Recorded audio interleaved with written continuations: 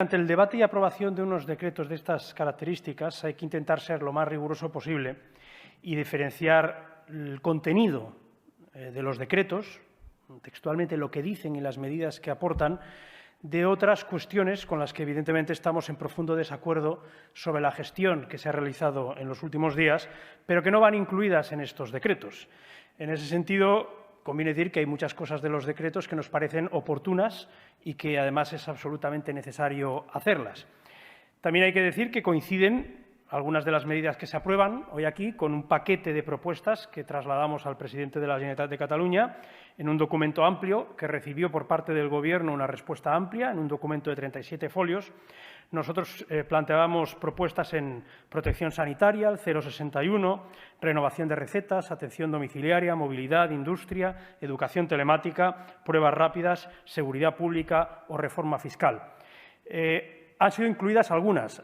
Hay otros asuntos como la protección sanitaria, las pruebas rápidas, la reforma fiscal o especialmente el turismo, que las medidas no nos gustan. Entre otras cosas, en el caso del turismo es especialmente palmario porque, en fin, esta tarde se va a aprobar una subida en la tasa por pernoctaciones al sector hotelero, que ya me dirán ustedes en la situación actual cómo se come eso. Pero, en cualquier caso, insisto, si uno se atiene a lo que dicen los decretos, nosotros no podemos rechazarlos, aunque a nuestro modo de ver son insuficientes, razón por la cual nos abstendremos, pero que es una manera también de dar un cierto voto de confianza hacia esos decretos.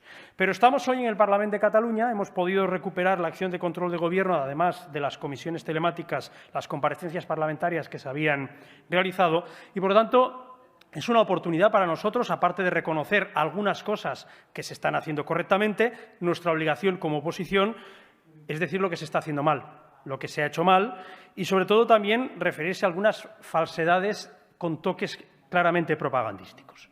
Y voy a centrarme en tres cuestiones. La primera es la prevención y la anticipación, la segunda es el confinamiento y la tercera es, me refería en la sesión de control al presidente de la Generalitat, generar confianza, unidad, solidaridad y una comunicación fluida entre todos ante la crisis. Permítanme que empiece, por lo tanto, por la cuestión de la prevención y la anticipación. Por mucho que la consellera Budó insista en que con la independencia se habrían ahorrado fallecidos y que con la independencia hubieran confinado 15 días antes, eso es falso. 15 días antes del confinamiento, la señora Budó y muchos de ustedes estaban en Perpiñán.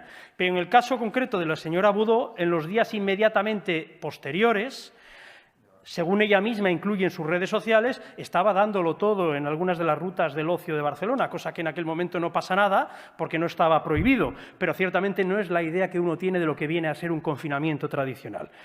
Pero no solo ella. 18 días antes del confinamiento, el secretario de Salud Pública de la Generalitat de Cataluña, el señor Joan Guix, decía textualmente: la gripe estacional es mucho más grave que el coronavirus.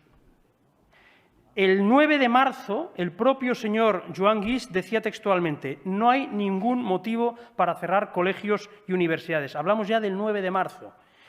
El 10 de marzo, 2 días después del 8M, la consellera Vergés todavía decía que no teníamos ningún problema de salud pública que justificase la cancelación de la Fira de l'Ensenyament. Permítame que ahora que hable del confinamiento, que ha sido la idea estrella, el confinamiento total, la idea sobre la cual ha pivotado la supuesta lucha entre Sánchez y Torra. Pues bien, mientras el señor Torra supuestamente defendía el cierre de Madrid, que era la expresión eufemística para hablar del confinamiento total, ese mismo día, 13 de marzo, la consellera Vergés todavía recomendaba a los padres llevar a los niños a los parques infantiles. Y el día siguiente, 14 de marzo, el señor Buch aprobaba un decreto para permitir la apertura de las discotecas en 1/3 de su capacidad. Es decir, hablaban de cerrar, pero en el ámbito competencial que a ustedes les toca, no cerraban Cataluña, solo hablaban de cerrar Madrid, que era un mensaje de Torra que tenía una carga perversa de profundidad, que era trasladar la idea de que aquí a Cataluña venían madrileños a contagiarnos. Es cierto que en Madrid mucha gente se comportó de manera irresponsable. También se comportaron de manera irresponsable aquí en Cataluña gente que se trasladó esos días a sus segundas residencias. Pero da la casualidad de que esos madrileños irresponsables no vinieron a Cataluña, fueron a otras comunidades autónomas de España. En definitiva, el confinamiento total que ha defendido supuestamente el señor Torra ha sido siempre postureo. Y como conclusión podemos decir en torno al confinamiento que la gestión de Sánchez y la gestión de Torra en este asunto ha sido igual de temeraria y, en muchos casos, incompetente, sorprendentemente idéntica en su gestión. Cuando se trabaja siempre desde el postureo del enfrentamiento contra el Gobierno de España, haga falta o no, se pierden energías para gestionar correctamente, por ejemplo, las residencias o las necesidades del día a día.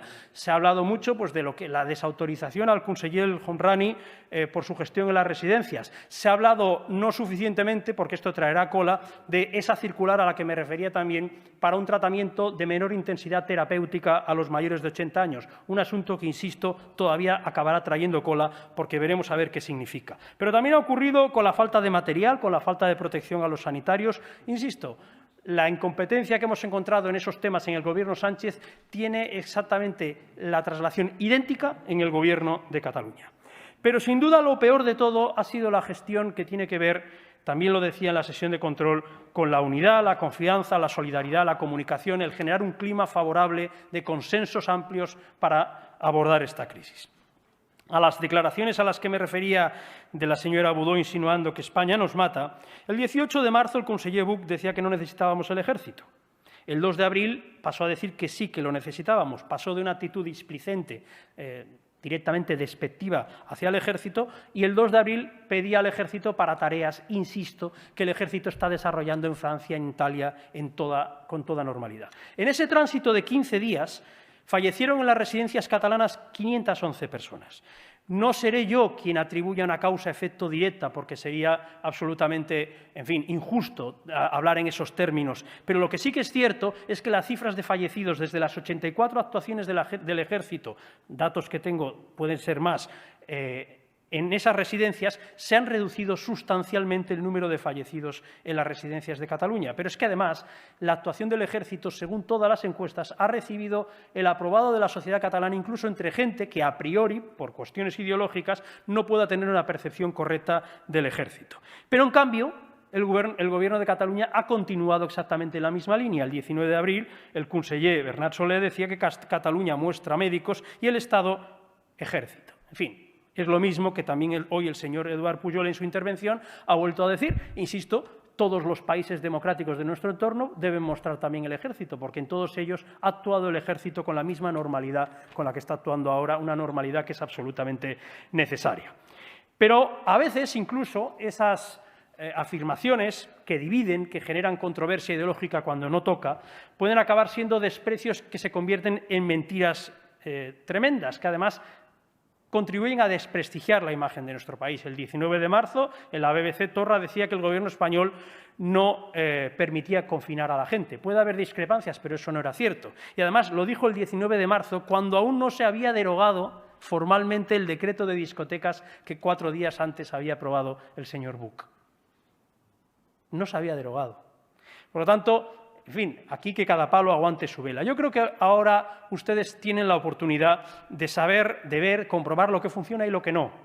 Lo que funciona es un diálogo fluido para ser capaces de tirar adelante decretos como ha pasado hoy, ya sea con voto favorable, ya sea con la abstención. La idea es no bloquearlos. Lo que no funciona es insultar a España, porque eso es insultar a una parte sustancial, no entraré ahora si son el 51, el 53, el 56 o el 49% de los catalanes. Pero eso no funciona. No funciona nunca, pero especialmente en circunstancias como estas. Por lo tanto, creo que tienen mucho para reflexionar porque, como también decía en la sesión de control, esto va para largo y vamos a tener que estar más unidos que nunca. Gracias.